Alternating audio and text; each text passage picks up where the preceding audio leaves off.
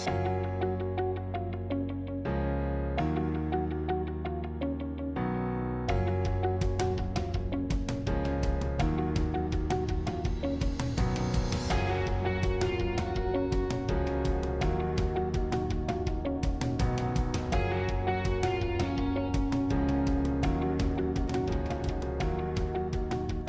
wabarakatuh. Saya akan menjelaskan pengertian manajemen keuangan, yakni menurut para ahli. Menurut Prawironegoro, manajemen keuangan yaitu aktivitas pemilik dan manajemen perusahaan untuk memperoleh modal yang semurah-murahnya dan menggunakan seefektif, seefisien, dan seproduktif mungkin untuk menghasilkan laba. Ya, jadi manajemen keuangan adalah segala kegiatan atau aktivitas perusahaan yang berhubungan dengan bagaimana cara memperoleh laba itu dengan seefektif dan seefisien mungkin. Bismillahirrahmanirrahim. Assalamualaikum warahmatullahi wabarakatuh. 5. Peran manajemen keuangan. Yang pertama yaitu perencanaan keuangan. Perencanaan keuangan merupakan peran penting utama dari manajemen keuangan, karena untuk mencapai kesuksesan berbisnis bergantung pada perencanaan keuangan. Yang kedua yaitu menjaga dan melindungi dana. Karena untuk mencapai tujuan bisnis harus menentukan bidang mana saja yang membutuhkan dana. Jangan sampai ada pengeluaran dana yang berlebihan pada satu proyek karena bisa berpengaruh pada proyek yang lainnya. Yang ketiga yaitu alokasi dana.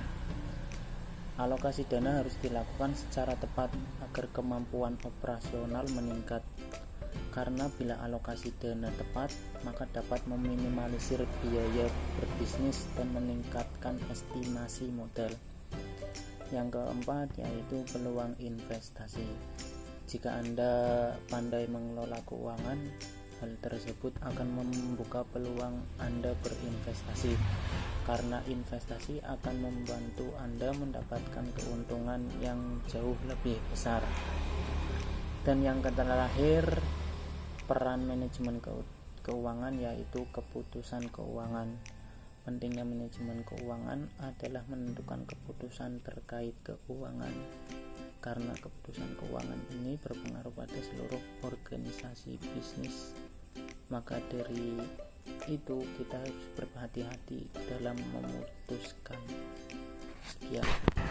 Assalamualaikum warahmatullahi wabarakatuh. Sebelumnya perkenalkan, nama saya Kholiswatul Musfiroh, dan di sini saya akan menjelaskan tentang fungsi manajemen keuangan. Fungsi utama manajemen keuangan dibagi menjadi 5. Yang pertama, planning atau perencanaan keuangan, meliputi perencanaan arus kas dan rugi laba. Yang nomor 2, budgeting atau anggaran, yaitu perencanaan penerimaan dan pengalokasian anggaran biaya secara efisien dan memaksimalkan dana yang dimiliki.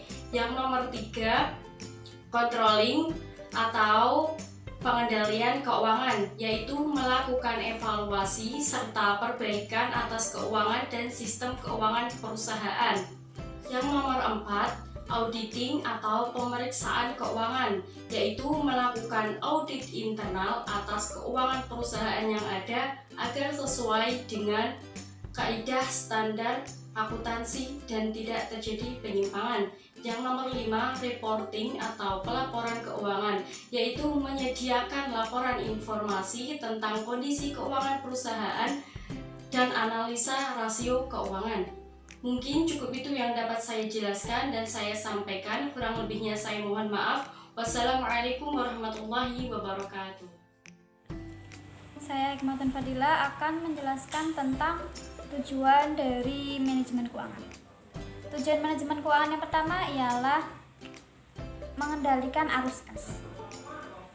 Manajemen keuangan di sini berperan dalam pengendalian arus kas, yakni dalam jangka pendek, seperti kas pada umumnya, yang di dalam organisasi biasa dilakukan oleh seorang bendahara. Kalau dalam perusahaan, contohnya pembayaran gaji pegawai, pembayaran biaya listrik, pembayaran biaya tagihan telepon. Kalau dalam organisasi berarti dalam kegiatan rutin rapat, kegiatan hal-hal lainnya. Tujuan manajemen keuangan yang kedua ialah memaksimalkan keuntungan. Seorang manajer keuangan harus bisa memaksimalkan keuntungan. Entah bagaimanapun caranya, melakukan suatu hal yang berdampak besar pada perusahaan atau organisasi dengan meminimalkan sedikit resiko dari keputusan yang diambil tersebut. Dengan membeli yang diperlukan dan meminimalisir pembelian yang tidak perlu. Tujuan manajemen keuangan yang ketiga ialah kelangsungan hidup perusahaan atau organisasi. Manajemen keuangan berperan penting dalam kelangsungan hidup perusahaan, baik dengan keputusan pendanaan, keputusan investasi, keputusan dalam mengelola aktiva. Tugas manajemen keuangan adalah memastikan, mendorong, dan memfasilitasi semua tersebut dengan pengaturan keuangan. Nah, diharapkan dengan adanya manajemen keuangan tersebut akan memberikan dampak yang besar, yang panjang dengan kelangsungan hidup perusahaan, di mana jika seorang manajer keuangan mengambil keputusan yang tepat dalam pendanaan setiap lini tersebut akan menyebabkan lamanya dari kelangsungan hidup suatu perusahaan atau organisasi tersebut. Tujuan yang keempat ialah mengurangi resiko operasional. Ketika sedang beroperasi, suatu perusahaan ataupun organisasi tentunya kadang mengalami kendala-kendala operasional.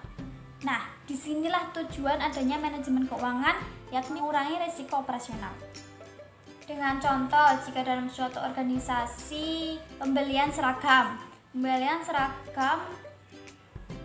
atau alamater organisasi harus sesuai dengan desain, kemauan anggota, dan sesuai dengan biaya yang telah ada, sehingga tidak terjadi komplain antar anggota yang lainnya.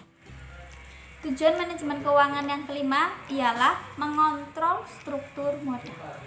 Struktur modal adalah perbandingan antara hutang dan modal yang mana nantinya akan memenuhi kebutuhan perusahaan.